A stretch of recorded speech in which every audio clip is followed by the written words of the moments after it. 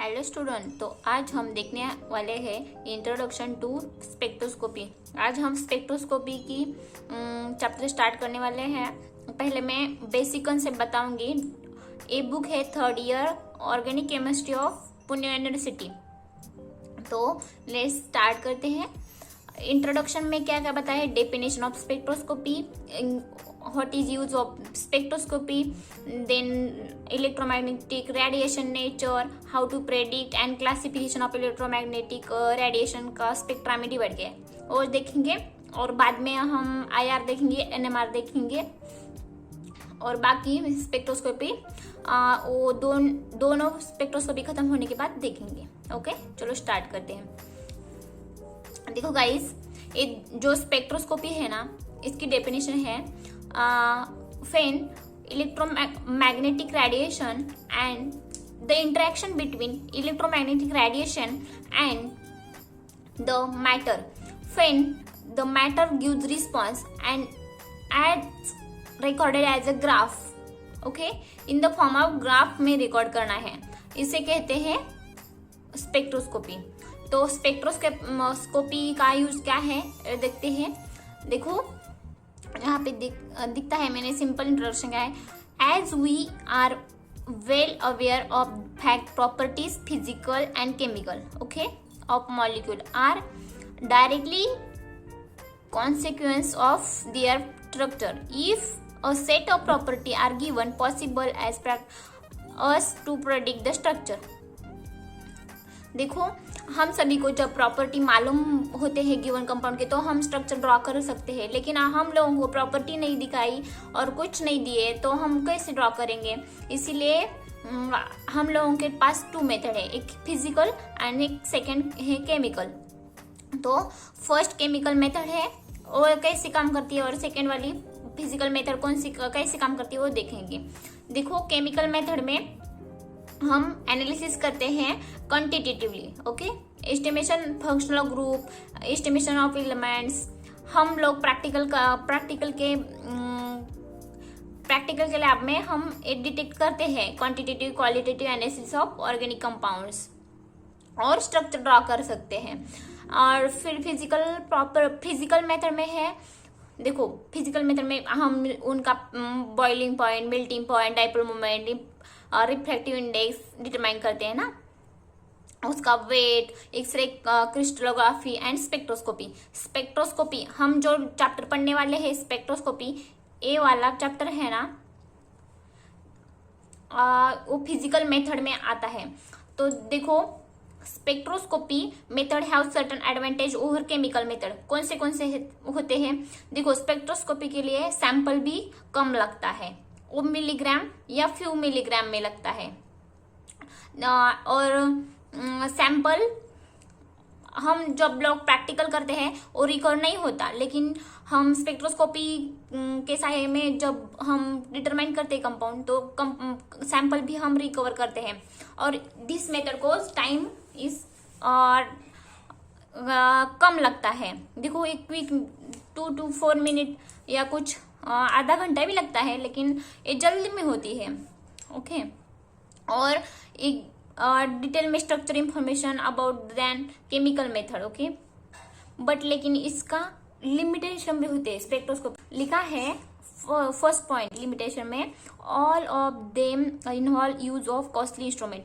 हम लोगों को कलरीमीटर लगता है, स्पेक्ट्रोस्फोटोमीटर लगता है, बहुत वो महंगे रहते हैं इंस्ट्रूमेंट। और देखो, ये हैंडल करने के लिए भी एक ट्रेंड पर्सन चाहिए हम लोगों को। सेकेंड एडवांटेज है, trend person is required for operation of instrument. नहीं तो क्या होता है, कुछ गलत रिजल्ट आते हैं और कंपाउंड थोड़ा सा ग्राफ चेंज होगा तो कंपाउंड भी चेंज हो जाएगा और हम लोगों की मेहनत नहीं, क्या हम लोग बोलते हैं ऐसा हो रहा है तो वैसा हो रहा है, नहीं आ रहा है स्ट्रक्चर हमारा, okay. Then what is spectroscopy देखते हैं पहले। देखो, स्पेक्ट्रोस्कोपी की डेफिनेशन दी है यहाँ पे। इन spectroscopy the molecule exposed to some kind of radiation and response given by the molecule are recorded generally in the form of graph called spectrum. graph को क्या कहते हैं? spectrum. By study of spectrum it is possible to through light on structure of molecule. Spectroscopy is therefore the study of response of molecule when it is exposed to a certain kind of radiation. देखो ये difficult लग रहा है spectroscopy की definition.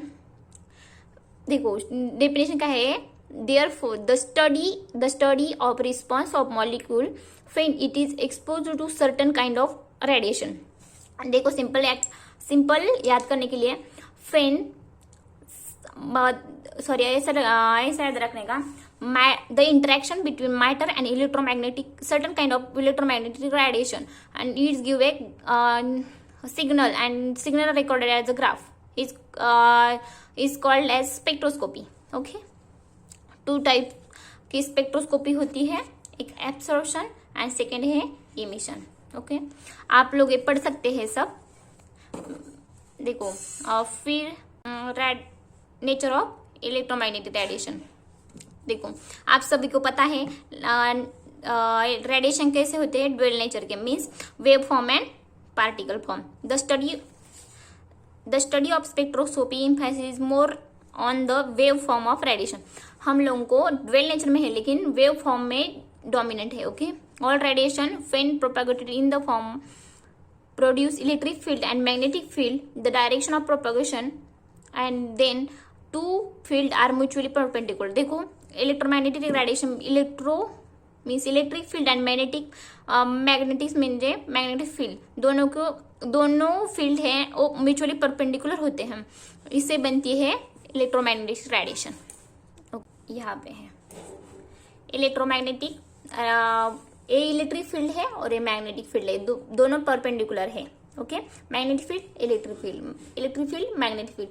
देखो crest trough है, crest trough. Okay, wave parameter में wavelength आती है. देखो one wave consist of crest and trough.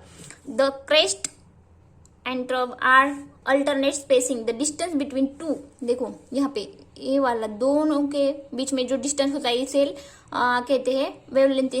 और सॉरी दिखाई नहीं दे रहा. देखो वेवलेंथ किसे कहते हैं, the distance between one crest और अनदर क्रेस्ट. इसका जो डिस्टेंस होता है इसे वेवलेंथ कहते हो, डिनोटेड बाय लैम्बडा. ओके, यहाँ पे दिखाई दे रहा है, यहाँ पे trough distance between two trough या डिस्टेंस बिटवीन टू क्रेस्ट, इसे कहते हैं wavelength denoted by lambda. Okay, next है amplitude. The maximum displacement of wave from X axis. देखो ए वाला एक्स एक्सिस, ए वाला वाई एक्सिस, और इसका मैक्सिमम कितना होता है इसे कहते हैं एम्पलीट्यूड और denoted by A. Okay, frequency कहते हैं when one oscillation takes place one wave कितने ऑसिलेशन होते हैं, trough and one crest is produce. Okay, one crest और वन ट्रब. और फिर देखेंगे एनर्जी ऑफ रेडिएशन. देखो energy of radiation denoted by E is equal to H nu. Okay, nu means frequency is directly proportional to energy and inversely proportional to wavelength. आपको समझ में आएगा. फिर C is equal to nu lambda. Nu means frequency, lambda means wavelength. देखो यहाँ पे nu is equal to C upon lambda. C means velocity of light, यहाँ पे दिया है significance, velocity of light radiation. Okay, nu is equal to C upon lambda. Okay, इतना समझ में आया. E इज इक्वल, ये याद रखना क्योंकि यहाँ पे प्रॉब्लम आ जाता है, TY में प्रॉब्लम आ जाता है और CSIR नेट में कभी कभी पूछते हैं. E is equal to H nu, और ये बेसिक फॉर्मूला है. और देखो यहाँ पे गेट ए प्लैंक कांस्टेंट है और न्यू इज रेडिएशन फ्रीक्वेंसी. देखो फिर E is equal to H nu, लेकिन nu is equal to C upon lambda. Then energy is directly inversely proportional to lambda. Okay, और H इंटू C, ये दोनों constant है. देखो यहाँ पे इनवर्सली प्रोपोर्शनल रिलेशन दिया है. देखो this show that energy radiation is inversely proportional to its wavelength. देखो डायरेक्टली प्रोपोर्शनल मैंने बता दिया है. वेव नंबर क्या होता है, द रेसिप्रोकल ऑफ वेवलेंथ. इसे कहते हैं wave number, reciprocal of wavelength. और वेव नंबर भी डायरेक्टली होता है proportional to energy. Unit of measurement of wave parameters, पहले देखेंगे wavelength. Wavelength measured in angstrom, nanometre and micrometre. Nanometre, angstrom means 1 angstrom is equal to 10⁻10 metre. इतना याद रखने का, फिर सेंटीमीटर में कन्वर्जन हो जाएगा। 1 nanometre is equal to 10⁻9 metre. फिर हम सेंटीमीटर में कर सकते हैं, याद करने के लिए बता रही हूँ मैं। और फिर 1 माइक्रोन इज इक्वल टू 10⁻6। इतने आते हैं। देखो, when we work in UV and visible, the angstrom and nanometer units are more convenient. When we are used infrared region IR, इसमें माइक्रोन यूज करते हैं। ओके, देन देखते हैं फ्रीक्वेंसी। फ्रीक्वेंसी मीन्स न्यू का यूनिट होता है, पता है ना आपको, डेफिनेशन के अकॉर्डिंग करने का, साइकिल पर सेकेंड। ओके, और इसके भी हर्ट्ज कहते हैं, और इसके किलो, मेगा, गीगा, वो सब कन्वर्जन करना है। मैं एक यूनिट पे लेसन बना दूंगी।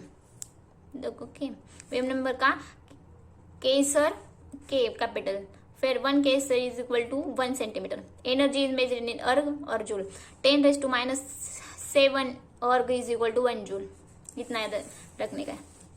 मतलब देखो यहाँ पे type of electromagnetic radiation. The electromagnetic radiation are classify on the basis of their wavelength into different category. Okay, category के अकॉर्डिंग हम लोग उसे क्या करते हैं, डिवाइड करते हैं स्पेक्ट्रा को। चलो देखते हैं कौन से क्लासिफिकेशन है। देखो यहाँ पे वेवलेंथ डिक्रीज हो जाएगी, यहाँ पे इंक्रीज हो जाएगी, और एनर्जी यहाँ पे इंक्रीज हो जाएगी। Means energy is inversely proportional to wavelength. दिखाई दे रहा है ना? देखो, कॉस्मिक रे इसकी एनर्जी हाई होती है, लेकिन लैम्बडा इसका क्या होता है, सबसे कम। Gamma, X ray, UV, visible, IR, microwave और radar, TV and radio. Okay, सबसे ज्यादा वेवलेंथ किसकी होती है, रेडियो वेव की, और एनर्जी कम होती है। देखो यहाँ पे लिखा है लो एनर्जी, हाई एनर्जी, लो लैम्बडा, हाई लैम्बडा।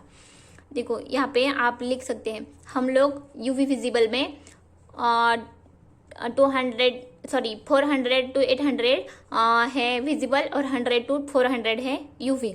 हम लोग 200 to 800 यूवी विजिबल स्पेक्ट्रा भी स्टडी करने वाले हैं। देखो, तुम लोग नोट करो, आप लोग नोट कर सकते हैं उसे। ओके, मैं 1 मिनट में रखती।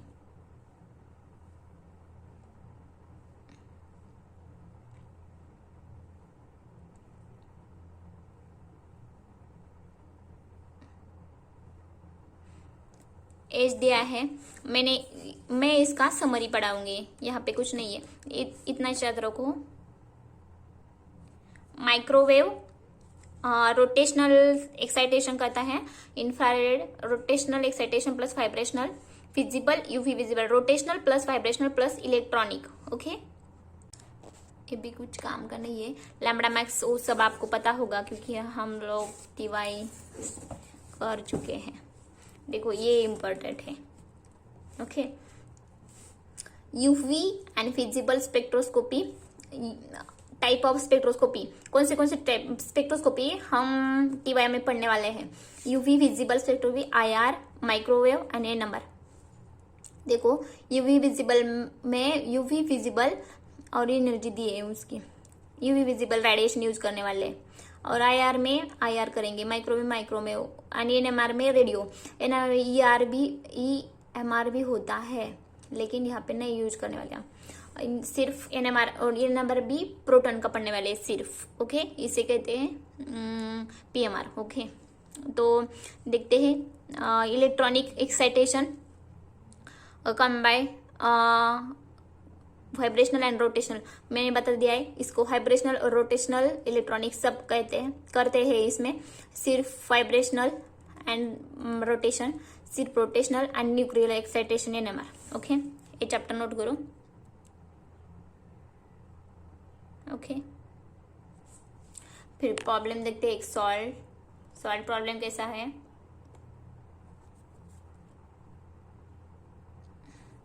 देखो, wavelength of 2 micron express in term of centimetre, wave number and frequency. देखो 2 माइक्रॉन मीन्स -6 एंड सेंटीमीटर में करना है मीन्स -4।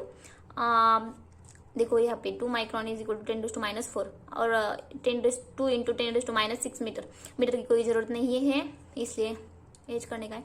फिर वेव नंबर का wavelength in term of wave number का निकलने का है। वेव नंबर के लिए 1/λ और रिसीव को लेना है और वेव नंबर आ जाएगा। और फिर फ्रीक्वेंसी निकालने के लिए C/λ। C मीन्स लाइट है, लाइट की वेलोसिटी, और D है 10⁻+10 सेंटीमीटर और निकालने का है। बस इतना है। सेकेंड भी है, सेकेंड आप लोग करो बुक से। देखो 2 radiation of 3000 angstrom and 20,000 angstrom, calculate their energy in term of erg. Erg आपको पता है ना 10⁻⁷ erg is equal to 1 joule. Okay, ये याद रखने का है कन्वर्जन। इसका कोई नहीं होगा लेकिन याद रखने का है। जब हम CJS यूनिट करेंगे तब अर्ग में निकल आएगी, जब SI यूनिट करेंगे तब जूल में आएगी। लेकिन यहाँ पे CJS है इसलिए उसका कोई नई रिलेशन का यूज होगा। देखो कैलकुलेट एनर्जी, पहले फ्रीक्वेंसी काटेंगे न्यू C/λ, C गिवन है, और फिर